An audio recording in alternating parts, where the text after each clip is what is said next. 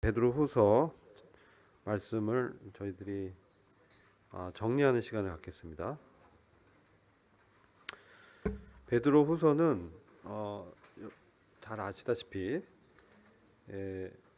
베드로 사도가 사실 그 유언과 같은 말씀입니다. 그래서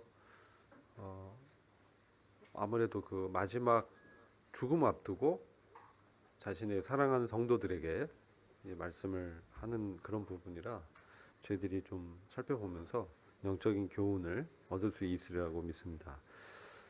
저는 이제 1장 19절 말씀이 아마 전체적인 베드로후서에서 말씀하는 중심 요절이 아닌가 이렇게 좀 생각이 됐어요. 왜냐하면 베드로후서를 쓸 당시에 이 교회가 직면한 위기는 무엇이었냐면은 이 거짓 가르침, 내적인 어떤 도전을 받았던 그런 시기였습니다. 전서의 경우에는 외적인 핍박과 어려움이 있었고요. 그래서 고난을 통해서 영적으로 어떻게 성장할 수 있는지, 그것을 극복할 수 있는지가 전서의 핵심적인 메시지였는데요. 후서에서는 외적인 고난이 아니고 내적인 어려움, 사단의 어떤 가라지와 같은 가르침이 교회에 들어왔을 때 그것을 경계하면서 어떻게 우리가 다시 그 믿음으로 돌아갈 수 있는지를 저희들에게 이제 교훈해 주시고 있다고 생각이 됩니다. 그래서 여기 1장 19절 보면은 사실 사도 베드로가 변화산에서 영광스러운 주님의 그 모습을 봤잖아요. 근데 보고 나서 참 뭐라고 했습니까? 혼미해진 것 같아요. 여기에 초막을 져가지고 막 그 지냈으면 좋겠다. 뭐 이런 얘기를 했었던 걸로 우리가 복음서에서 알고 있는데 그러한 어떤 그 외적인 체험, 경험도 그에게 깊은 인상을 줬지만 정말 중요한 것은 확실한 이런 예언의 말씀이 있다는 것이죠. 그래서 날이 새어 샛별이 너희 마음속에 떠오를 때까지 너희가 어두운 곳에서 비치는 빛을 대하듯 이 말씀에 주의를 기울이는 것이 잘하는 것이다. 이렇게 이제 말씀하고 있습니다.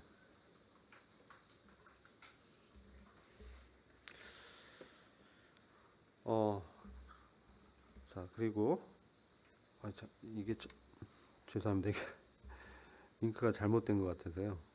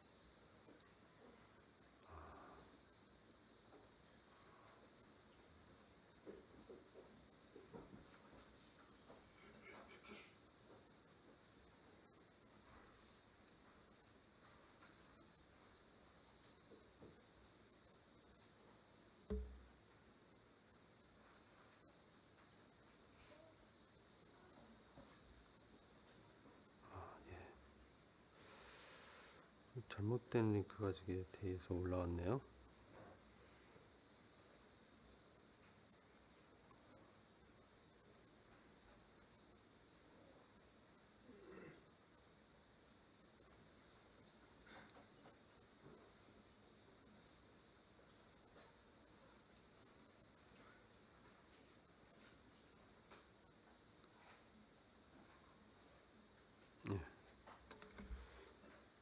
이게 맞습니다.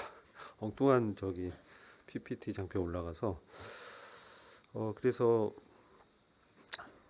제가 보니까 베드로후서 1장 5절 8절에 이제 이런 믿음의 덕을 다하는 성도의 삶에 대해서 교훈해주고 있는데 이것을 살펴보기 앞서서 1절과 2절을 좀 3절까지 보시면 이거 한번 이 말씀 보시면요. 제가 읽어드릴게요. 그 예수 그리스도의 종과 사도인 시몬 베드로는 우리 하나님과 구주 예수 그리스도의 의를 힘입어 동일하게 보배로운 믿음을 우리와 같이 받은 자들에게 편지하노니. 여기서 그 주요한 단어가 그 의, 하나님과 구주 예수 그리스도의 의. 우리가 이제 믿음을 받았는데 그것의 근거가 바로 하나님과 예수 그리스도의 의라는 것이죠. 이게 좀 중요한 내용이고요. 2절에 보시면 하나님과 우리 주 예수 그리스도를 알므로, 이 알미라는 단어가 있습니다. 이것은 일반적인 어떤 표면적 피상적 지식이 아니고 경험적인 깊은 지식을 말씀하거든요. 그래서 하나님과 우리 주 예수를 깊이 알고 경험함으로 이렇게 좀 풀어서 얘기할 수 있을 것 같아요. 그래서 물론 뭐 더 깊은 의미가 있겠지만 그렇게 좀 먼저는 이해를 하면 도움이 될 것 같고요. 3절에서도 보면은 여기도 그의 신기한 능력으로 생명과 경건에 속한 모든 것을 우리에게 주셨으니 이는 자기의 영광과 덕으로서 우리를 부르신 자를 알므로 말미암음이라. 그래서 우리가 그 하나님과 주님에 대한 이 지식이 우리의 믿음의 기초라는 것이죠. 그래서 우리가 주님을 어떻게 아는지, 어떻게 그분을 인식하고 있는지, 어떤 주님으로 알고 있는지, 이것이 그 이후에 신앙생활에 가장 기초를 우리한테 제공해주고 있다. 믿음도 사실 그러한 지식의 기초에서 우리 주님을 이제 믿게 되는 것이죠. 그리고 그 믿음에 이제 그 성품을 쌓아가는데 가장 먼저 말씀하는 것이 이 덕을 말씀하고 있습니다. 믿음의 덕을 더하는 성도의 삶. 그래서 덕이라는 게 사실 믿음 다음에 가장 먼저 우리의 성품에서 중요한 위치를 차지하고 있는 그러한 하나님의 그 성품이라는 것이죠. 그래서 덕에 대해서 우리가 뭐 덕스럽다 이렇게 얘기할 때 일반적으로 생각하는 그 덕은 뭐냐? 그러면은 나보다 남을 배려하는 그러한 성품이죠. 연단된 인격. 이것을 이제 우리가 덕으로 생각해 볼 수 있을 것 같아요. 근데 성경에서 이렇게 보면은 이것은 일반적으로 우리가 생각하는 그런 사전상의 덕의 개념보다 더 깊은 의미가 있다. 덕의 가장 표본이 누구냐 했을 때 나보다 남을 배려하는 어떤 성품, 남을 더 배려하고 세워주는 성품, 저는 그리스도가 아니겠는가. 그분이 십자가에서 자신을 희생한 것은 놀라운 덕이었다. 물론 그 정말 사랑과 모든 그분의 희생에 대한 영적 의미를 볼 수 있겠지만 먼저는 이제 그분이 십자가에서 자신을 드리는 이것이 사실 모든 덕의 기초가 되지 않겠는가. 이런 좀 분별을 하게 되고요. 그리고 제가 이제 제자반에 잠깐 올려놨는데 그 글을 보면은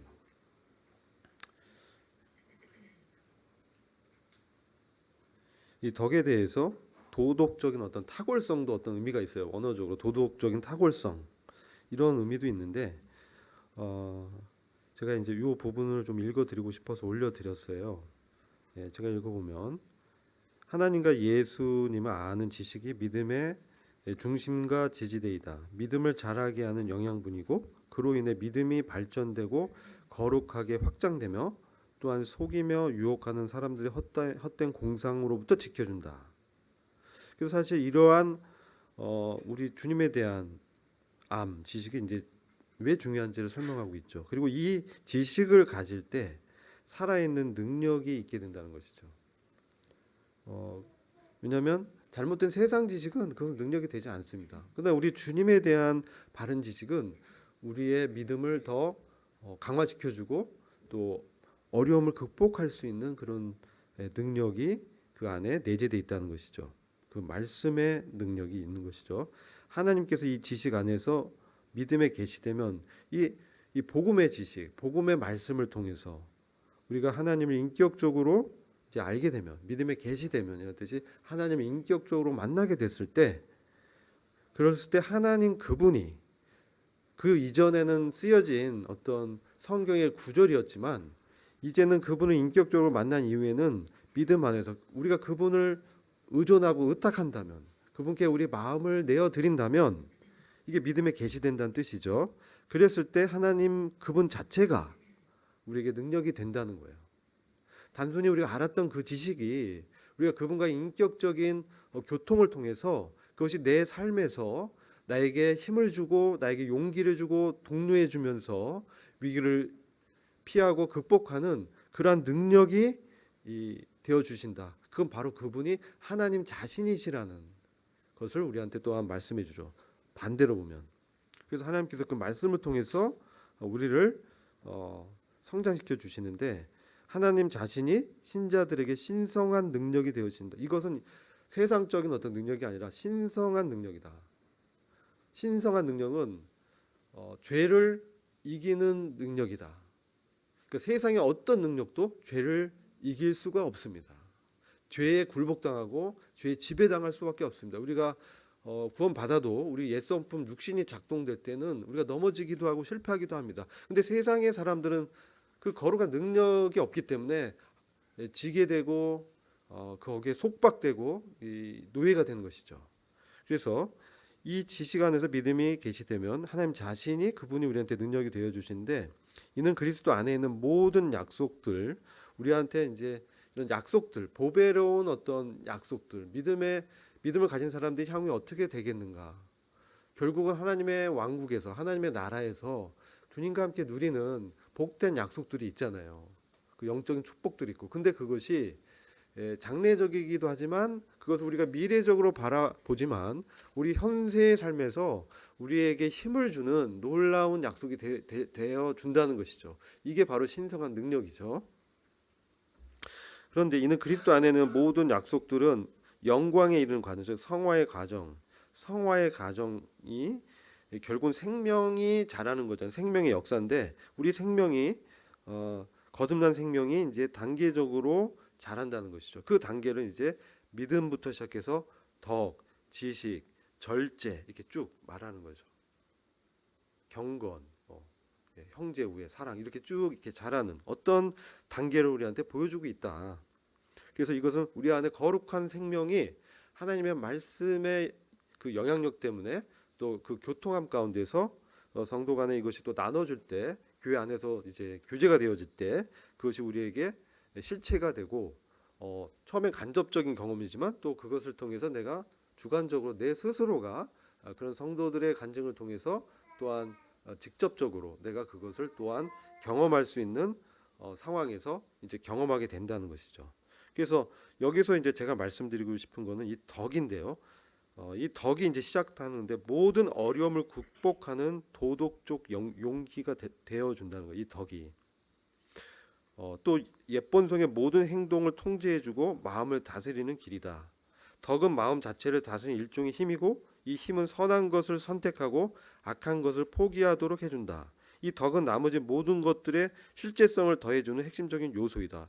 덕이 없다면 우리는 정말로 하나님과 함께하고 있지 않은 것이다 라고 아주 강력하게 얘기를 할 수 있다는 것이죠. 그래서 이 덕이 뭐겠는가? 우리 안에 그 선을 택하고 하나님의 말씀을 택하고 나의 육체의 어떤 정욕을 거절하는 이것이 이제 덕에서 나오는 힘이라고 말씀하고 있는데 결국은 우리가 도덕적인 탁월함이 나타나는 그 성화의 과정에서는 결국은 이 덕이 매우 핵심적인 역할을 하고 그것은 바로 그리스도를 통해서 우리한테 이 덕의 실체가 무엇인지를 십자가에서 보여줬다는 것이죠. 그래서 자기 부인을 하고 남을 배려하려면 어떻게 돼요? 나의 어떤 이기적인 욕망, 유익을 내려놓고 다른 타인의 이익과 또 타인의 어떤 세워줌을 위해서 덕을 세운다고 하잖아요. 덕을 세운다. 교회 안에서 우리가 하는 이러한 성령의 활동이 뭡니까? 서로 도와서 협력해서 덕을 세운다. 교회를 이렇게 세우는 그것이 바로 이 덕이 이제 기초가 된 믿음 위의 제일 성품이 덕이라는 것이죠. 그리고 이 덕인데 이 덕이 제대로 발현되려면 또한 우리가 하나님 아는 지식에서 출발했지만 점점 더 깊은 하나님과 그 뜻을 나의 어떤 삶에 일치시키는 이 지식 이것은 어떤 영적 지혜로 나아가게 되는 것이죠. 그래서 실제로 경험되면서 적용하면서 내 것으로 소화되는 그러한 지식이다.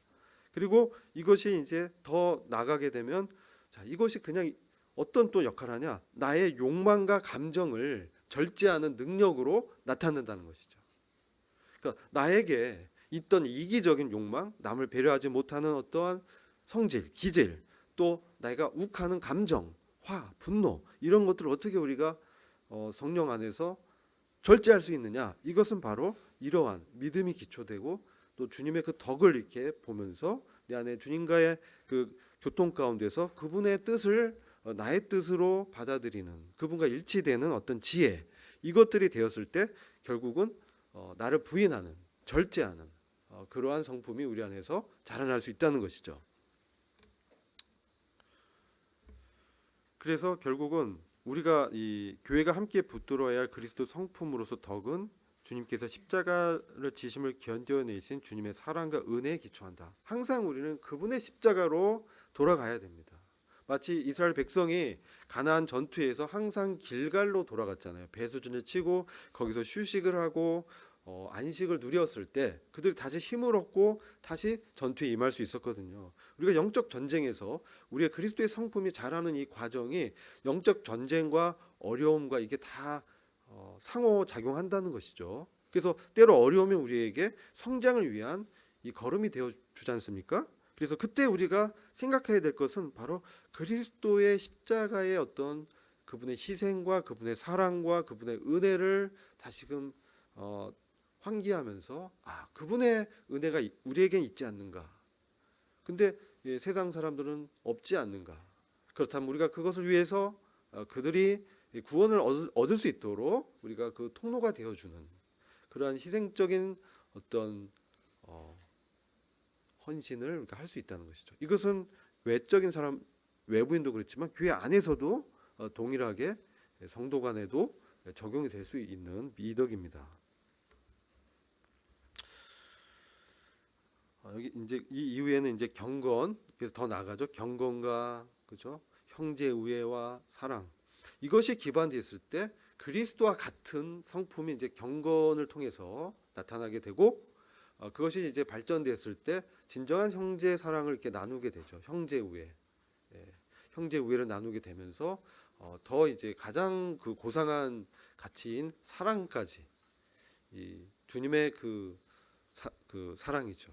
그 무조건적인 사랑, 부모님의 어떤 그런 사랑을 우리가 남에게도 타인에게도 베푸는 그러한 믿음의 이제 성장을 사도 베드로가 권면하고 있습니다. 베드로의 일생을 봤을 때 그가 처음에 그의 열정과 열심으로 주님을 쫓았을 때 그는 수제자가 될 수 있었지만 또 주님의 계시 가운데 주님의 변화된 모습을 볼 수 있었지만 위기의 순간에 주님을 3번이나 부인하는 정말 결정적 실패를 하게 되죠. 비참한 실패. 이제 그는 떳떳하게 나설 수도 없고 거기 있던 제자들도 다 아마 들었을 법한 나는 그분을 모르고 저주하기까지 부인했던 그의 정말 그러한 실패는 그를 좌절의 깊은 나락으로 떨어뜨렸잖아요. 근데 주님은 그를 어떻게 회복시키셨습니까? 주님에 대한 사랑을 다시 환기시켜 주면서 너가 나를 정말 사랑하냐? 너가 정말 나를 사랑하냐? 너가 정말 나를 사랑하냐? 이러한 주님의 오히려 반어적으로 나는 너를 정말 사랑한다. 난 너를 정말 사랑하고 너에게 그래서 목양의 책임을 맡기겠다. 실패자에게 어떻게 더 그 중차대한 형제들을 세우는 그런 목양의 책임을 맡길 수 있겠습니까? 그건 주님의 그 깊은 사랑 가운데 베드로에 대해서 주님이 이미 아시고 기도했다라고 말씀하셨고 너는 돌이켜 너의 형제들 도울 것을 말씀하셨잖아요. 그래서 그는 이제 그러한 이제 사도로 이제 전도자에서 이제 목양자로 성장하는 그래서 목양을 하면서 그 성품이 이제 이러한 그래서 그가 그를 갈라디아서 보면 그를 면박했던 바울에 대해서도 나의 사랑하는 그 바울이라고 존경과 사랑을 표하는 정말 겸손한 그러한 성품을 보여주고 있다는 것이죠. 그래서 우리가 이러한 것이 기초가 무엇이냐, 어떻게 자라가느냐 이런 것들을 베드로가 그의 경험을 통해서 우리에게 말씀해주고 있습니다. 그리고 아까도 말씀드렸지만 변화산의 체험은 정말 그의 삶에 너무나 놀라운 경험이었습니다. 우리가 때로 정말 주님의 어떤 개입을 경험할 때가 있습니다. 근데 이것도 중요하지만 더 확실한 것은 하나님의 말씀이라는 것을 우리한테 말씀해 주는 거예요. 베드로와 같이 감정적이고 그러한 경험에 대해서 정말 그 약하고 또 거기에 더 깊게 반응하는 성향이었던 것 같아요. F라는 그런 기질이 더 있었던 사람 같았었는데, 그러나 그가 그의 경험 속에서 그가 배웠던 것은, 그의 믿음을 더 견고하게 붙들어주고 성장시켜 준 것은 하나님께서 주님을 만났을 때 이는 나의 사랑하는 아들이요 기뻐하는 자다, 이런 말씀. 그 다음에 그 이후에 바울의 그 서신서라든지 이 주님의 그 신약 그 서신서에 나타난 그런 예언, 또 구약의 어떤 예언들이 정말 자기가 하나님의 신실함을 믿었을 때 이건 정말 하나님께서 확실하게 하실 것이다, 이거에 대한 그 소망이 너무나 분명해졌다는 것이죠. 이 소망은 미래적인 어떤 소망이라고 볼 수 있지만, 소망은 현재 나를 구원하는 능력이라고 로마서 8장에서 말씀합니다. 우리의 구원의 능력이 이 소망에서 우리의 삶의 구원이죠. 삶의 성화죠. 이것은 주님의 그 약속이 얼마나 확실하고 분명한가, 그래서 내가 얼마나 또렷하게 바라보는가, 이런 확실성, 이것을 베드로 사도가 순교 얼마 남지 않은 때에 정말 일깨워주고 기억해야 할 말씀이라고 기록하셨다는 거죠. 그래서 주님의 영광스러운 나타남을 그가 기대하고 소망했습니다. 그래서 우리에게 더 확실한 대언의 말씀이 있는데, 날이 새어 샛별이 너희 마음속에 떠오를 때까지 너희가 어두운 곳에 비치는 빛을 대하듯 이 말씀에 주의를 기울이는 것이 잘하는 것이다. 그렇죠. 베드로는 또한 제자들은 예수 그리스도의 죽음과 부활에 대한 말씀을 사실은 처음에 이제 들었죠. 근데 그것이 그들에게 경험적으로 경험되고, 부활하신 그리스도를 만났을 때, 그리고 성령이 그들에게 임했을 때 그들에게 능력으로 그들의 삶을 견인해 주는 가장 중요한 어떤 에너지 자원이 되어줬다는 것이죠. 그래서 우리가 주님의 영광스러운 나타나심이 있을 때 우리 성도들이 교회가 어떻게 될 것인지 그것을 우리가 기대하는 것이 정말 중요하다. 이게 확실한 예언의 능력이다라는 것이죠. 그리고 잘 안 보이신 참된 자유가 무엇인가? 베드로 후서 2장에서는 이 거짓 가르침에 맞서는 신자들의 어떤 부르심과 택하심 굳게 하라는 권면을 하고 있어요. 그래서 이 거짓을 분별하는 거, 진리 안에 거하고 참된 자유를 누리는 거. 우리가 요한복음 8장 32절 보면 진리가 너희를 자유케 할 것이다. 진리를 알게 되면 그 진리가 너희를 자유케 할 거야. 진리를 알게 되면 진리에 대해서, 그리스도에 대해서, 우리가 그리스도에 대해서 처음에 알지만 우리가 더 깊이 들어가면서 그리스도 자체를, 그리스도 그분의 인격을 경험하고 느끼는 것이죠. 그래서 그 진리 대신 그리스도를 경험적으로 느끼고 알게 될 때 그 그리스도가 나의 삶에서 해방을 실제로 시켜주는 놀라운 역사가 있다는 거예요. 참된 자유가. 그래서 우리가 진리 안에 거하는 게 참 중요합니다. 진리 안에 거한다는 것은 하나님의 말씀을, 사실 우리가 육체가 있기 때문에 게으르고 나태하고 정말 그러고 싶은 마음이 있잖아요. 그러할 때 정말 주님에 대한 사랑을 기억하면서 말씀에 더, 또 기도에 더, 또 모임에 더 충실하게 우리가 참여할 때 어떻습니까? 그러한 가운데 함께 나눈 묵상과 그 말씀이 점점 더 견고해지고, 또 우리 옆에 이제 지체들이 경험했던 주님을 나눌 때 더 우리가 공감을 할 수 있게 되고, 정말 이게 중요하구나. 그래서 우리가 매주 나누는 소그룹에서의 교제가 사실 이게 그것에 윤활유를 주고 그것을 진작시키면서 실제로 역사할 수 있게 하는 그러한 통로가 되는 모임입니다. 그래서 그런 모임을 우리가 잘 거하는 것이, 잘 참여하는 것이 진리 안에 거하는 또 다른 방편이라는 것이죠. 그랬을 때 우리는 어떻습니까?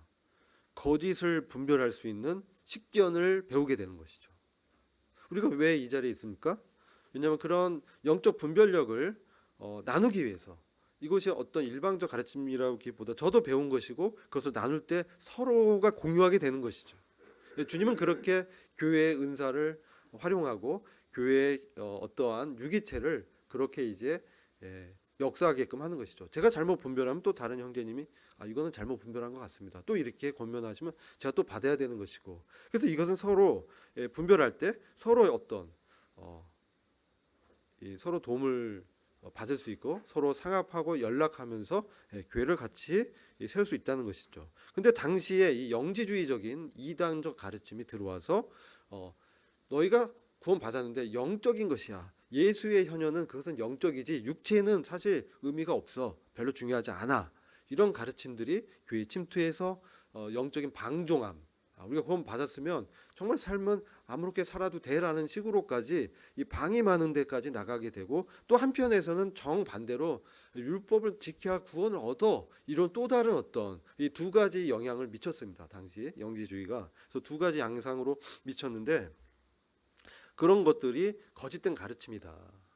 그것은 진리가 아니다. 근데 그것을 교묘하게 그걸 가르치는 영향력 있는 그런 사람들이 교회에 침투했습니다. 그래서 당시에 사도 베드로를 봤을 때 이것이 교회에 굉장히 누룩이 되고 성도들을 분리시키고 어렵게 할 것이다. 그래서 그것에 대해서 그것은 참된 자유가 아니다. 그들이 그 얘기하는 그런 것은 사실 뭐 이를테면 예를 들어서 우리가 막 자유하잖아. 그러니까 제사 뭐 음식 떡 막 먹어도 돼. 그리고 뭐 우린 이미 구원 얻었잖아. 그러니까 뭐 술 담배가 전혀 문제가 안 돼. 뭐 예를 들어 그런 말씀 드리는 거예요. 뭐 그런 식으로 이제 그런 것을, 즉 은혜를 너무 방임하는 식으로 그런 가르침이 있었다는 것이죠. 그러한 세속적인, 예를 들어서 또 철학적인 사조. 요즘 이제 후기 포스트 모더니즘 맞습니까? 이것은 이제 상대적으로 다 인정하는 거죠. 너도 많고 나도 많고 에브리바디 다 맞아. 기독교에도 구원이 있고 불교에도 구원이 있고 다 구원이 있어. 하나님이 다 있어. 이러한 것들이 교묘히 이 교회에 침투할 수도 있고, 내가 예수야. 뭐 이제 이런 이상한, 내가 사도야. 이러한 가르침들이 들어오는데 똑똑한 사람들이 또 미혹이 되는 거예요. 서울대 그 이단에 빠진 사람 더 많다고 하잖아요. 그 예전에 그 문성명의 무슨 원리 강인가 뭐 그 이단적인 학교, 또 뭐 신천지 뭐 이런 데 보면 서울대생들이 상당히, 여기 서울대를 제가 폄하하는 게 아니라 그렇게 이제 지적으로 높은 분들도 그렇게 쉽게 미혹될 수 있다는 거죠. 영적이기 때문에, 영적인 것입니다. 그래서 영적인 이 영향이 있다는 거예요. 그래서 바르게 분별하는 게 참 중요하다. 특별히 이제 그 우리가 결국은 이러한 것은 하나님의 성품에 참여하는, 그러한 신의 성품에 참여하는 그런 삶을 우리가 지향하잖아요. 그랬을 때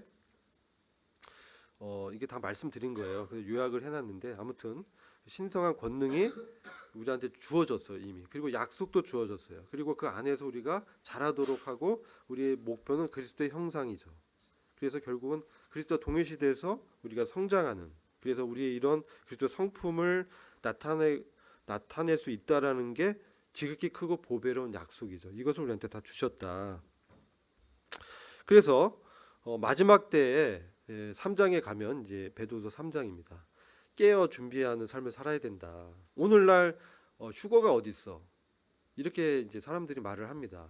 제가 엊그제 이제 동기 모임에 나갔는데 동기들이 이제 서로 이렇게 카톡들이 링크돼 있고 그런가 봐요. 근데 제 동기 중에 한 명이 휴거가 어디 있어? 뭐 이런 얘기를 하더라고요. 그래서 뭐 믿음이 없는 친구기 때문에 고등학교 때 같이 이제 친했던 동기들인데 제가 이제 교회 다닌 것도 알고 그렇지만 이제 자기들은 휴거를 믿지 않는다. 뭐 이렇게 생각하는 거죠. 근데 이것이 기독교 안에도 이게 들어왔어요. 휴거는 그냥 황홀경에 들어가는 거지, 실질적으로 몸이 변화해서 끌어올리는 그거는 정말 있겠어? 이러한 신학이 들어왔어요. 서점에 가면 그런 분별이 있습니다. 그래서 주에 강림하신다는 약속이 어디 있어? 재림하신다는 게 약속이 어디 있어? 2000년이 지났는데 아직도 안 오셨잖아. 그게 정말일까? 이렇게 이제 조롱하는 자들이 있다는 것이죠. 그러니까 너 주일날 그렇게 가지 말고 우리와 같이 등산을 가야지. 청계산 가서 한잔 해야지. 뭐 이런 나와서 이제 그런 이제 친구들이 있습니다. 근데 하여튼 기도 제목이죠. 기도하고 있는데 구원을 위해서 그러나 주님의 날은 도적같이 임한다고 갑자기 돌발적으로 임할 것입니다. 영어로 suddenly 갑작스럽게. 그래서 우리가 예상치 못한 시기에 주님 오신다는 거죠. 그렇기 때문에 우리는 참 깨어 있어야 됩니다. 그 준비해야 됩니다. 그리고 주님이 이제 사랑하는 형제들에게 제자들에게 마지막 때 있을 그 경고들 일어날 일들을 말씀하셨잖아요.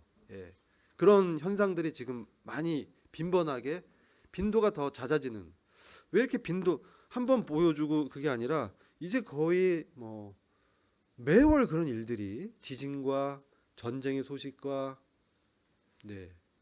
또 병, 역병, 전염병 이런 것들이 이제는 너무 창궐하고 너무 자주 나타나니까 어느덧 그것은 우리에게 사건이 아닌 그냥 일상화되는 그렇죠? 예전에 어떤 전쟁이다 전쟁 났어. 근데 뭡니까? 또 그래? 이 러브 전쟁할 때 처음에 우리가 얼마나 놀랐습니까? 이게 3년 지나니까 아직도 안 끝났어? 에이 지겨워. 뭐 이런 식으로. 그러다 이 전쟁이 이제 확산되는. 이런 것들을 왜 주님이 자꾸 보여주시는가? 사랑하는 자들에게 좀 더 주님을 주님의 오실 날이 가까웠다는 것을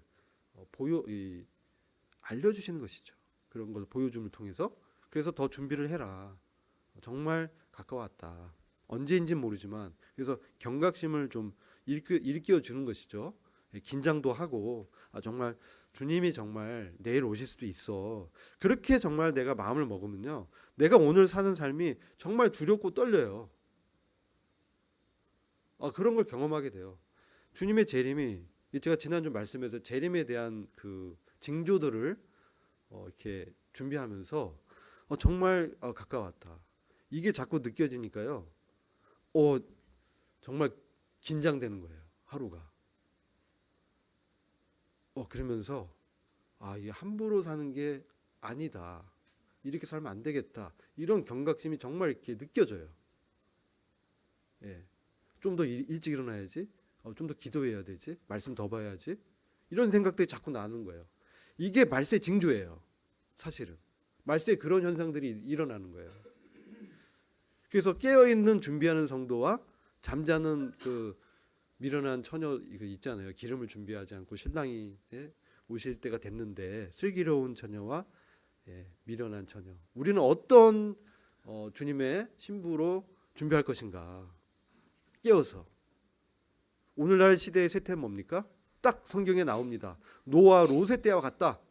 노아 롯의 때 어떻습니까? 아무리 이걸 얘기해도 그냥 허튼 얘기로 듣는 거예요. 제가 이제 어떤 친구에게 전화를 걸었어요. 뭐 좀 물어보려고. 제 업무상. 그래서 물어보려고 제 고등학교 동기에 걸었는데 점심 좀 같이 먹자. 그랬더니 내가 먹을 수가 없어. 그래서 왜 그래? 병원에 있어. 무슨 일이야? 쓰러졌어. 왜? 내가 저기 뇌출혈이 당했어. 그래서 이 친구가 이제 사무실에서 뇌출혈이 일어나서 쓰러져 가지고 3일간을 이제 의식이 없었대요. 여기 뒤에서 바로 터졌대요. 터져가지고 그런 상황이. 그래서 2달 동안 지금 이제 재활병원에 있다. 그래서 그래 면회 갈게. 그러면서 저한테 한 얘기가 나는 이제 2번째 인생을 살고 있어. 그래서 제가 아주 감사해야지. 그러니까 그 얘기를 들으면서 야 뭔가 영적 체험을 했나 보다. 뭔가 주님의 역사가 있나 보다. 그리고 이제 기대를 좀 했어요. 워낙 무신론자 뭐 그런 친구였기 때문에. 그래서 그 가까이 있는 청담동에 있는 병원이 재활병이 있어서 그 찾아가서 이제 얘기를 나누는데 그거 없는 거예요. 영적인 게.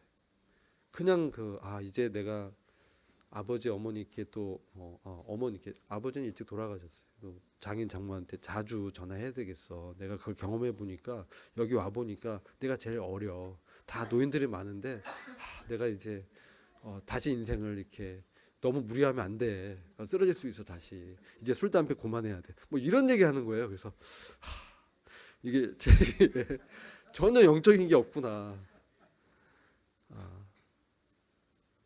주님에 대해서. 그래서 야 정말 그 천재 창조한 하나님이 계셔. 너 신적인 너 은혜로 정말 천운이야. 너 천운. 보통 사람 같았으면 죽었을 수도 있어. 보통 이렇게 많이 그렇게 사망하거든요.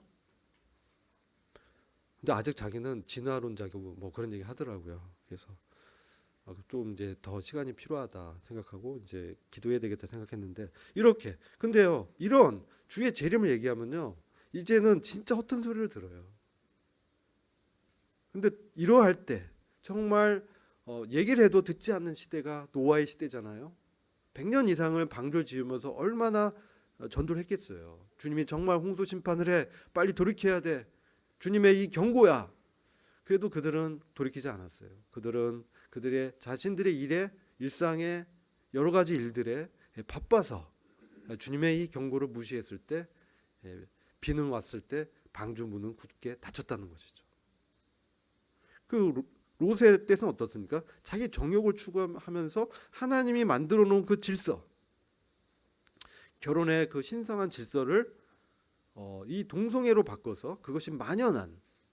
그래서 하나님이 이 가정이라는 것을 통해서 교회로 확장되게 하시고 가정을 통한 하나님의 계획들이 결국 교회로 또 점점 이렇게 그 지역으로 국가로 그래서 하나님의 진리가 이렇게 확장될 수 있는 가장 기초 단위가 가정이거든요.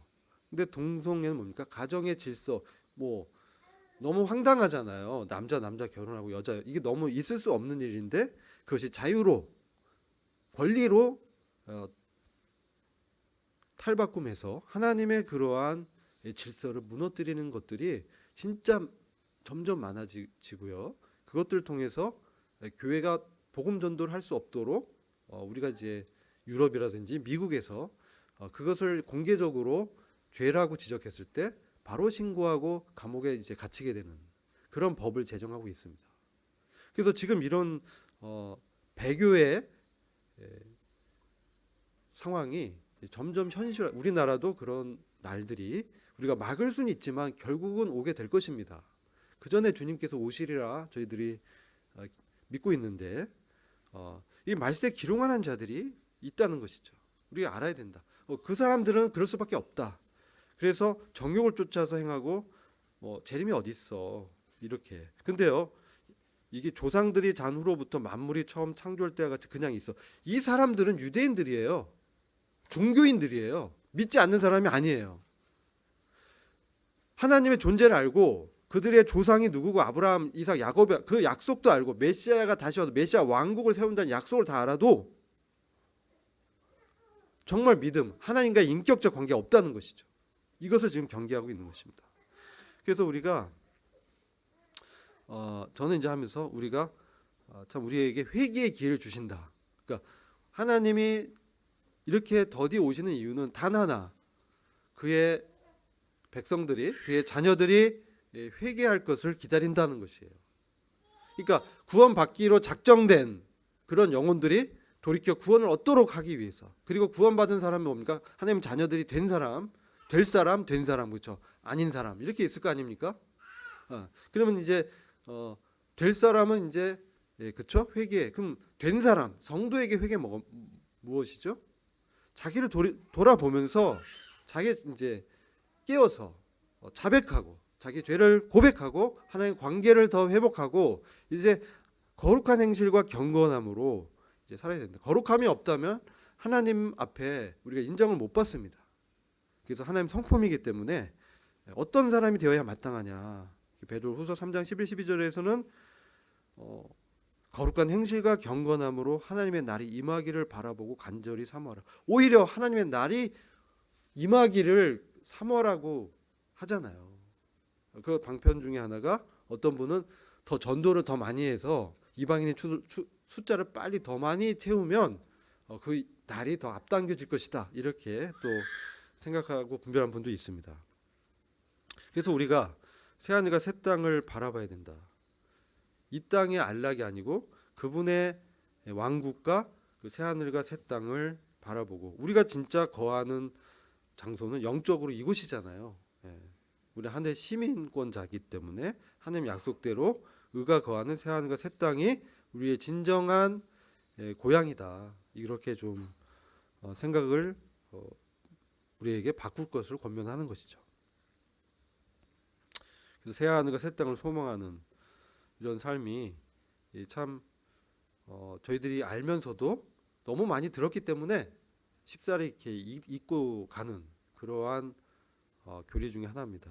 그래서 오늘날 옛날에 그 다비 선교회가 좀 큰 잘못 분별했죠. 큰 어떤 실패를 한 거죠, 사실. 몇 년 며칠에 예수님이 오니까 집 재산 다 팔고 뭐 올인하자 그래서 산 어디 가서 기다리자 했는데 안 왔죠. 하여튼 그러나 오십니다. 예. 그들이 그 때와 그 시기를 안다고 한 것은 비성경적이죠. 우리에게 참 기억해야 될 말씀은 현재 세상이 일시적이라는 거. 또 하나 뭡니까? 우리도 죽을 수 있다는 거. 내일 죽을 수 있다. 주님 내일 오실 수도 있고 우리가 먼저 갈 수도 있다. 위험은 항상 도처에 있더라고요. 어느 순간 나의 심장이 멈출 수도 있고요. 나의 뇌혈관이 터질 수도 있고요. 그걸 바라는 건 아니지만 하나님께서 데려가신다는 여러 방법 중에 그럴 수 있다는 거예요. 언젠가 어떤 배가 침몰했어요. 거기에 이제 어떤 유람선인데 성도 부부가 탔었어요. 우리는 이제 성도가 구원을 이제 안 타기를 바랬는데 침몰한 배에 타서 먼저 이제 주님 나라 가신 성도도 그러한 갑작스러운 죽음을 맞이할 수 있다는 것이죠. 그래서 현재 세상은 일시적이다. 우리는 어느 순간 주님 앞에 언제든지 설 수 있다. 근데 이 세상은 사실 불로 심판받을 것을 위해서 보존되고 있다. 이렇게 말씀합니다. 그래서 결국 이 세상은 좋아지는 것 같지만 사실은 멸망을 향해서 가고 있다. 세상의 것들은 결국 사라질 것이고 영원한 것만 남습니다. 무엇이 영원하냐?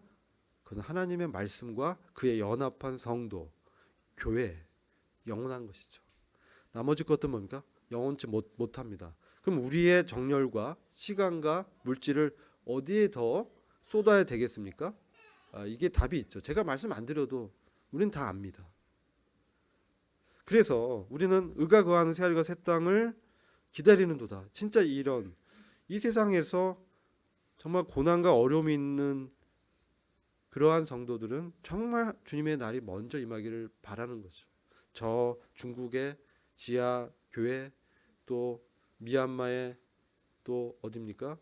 네, 그러한 공산권에 있는 또 이슬람권에 있는 성도들, 북한에 있는 성도들, 얼마나 주님의 나라가 임하기를 기다리고 기도하지 않겠습니까?